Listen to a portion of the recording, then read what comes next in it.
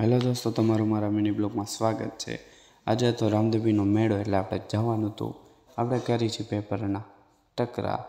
આપણે પેપરના ટકરા કરી લીધા છે। હવે જાય છીએ આપણે રામદેવીના મેળામાં।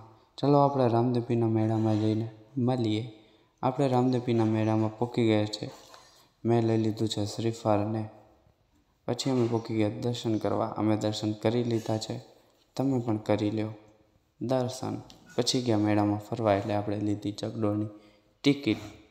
આપણે ચકડોળની ટિકિટ લઈ લીધી છે। આપણે લાગી ગયા છીએ હવે લાઈનમાં। આ ખાલી થશે એટલે આપણે બેસી જઈશું।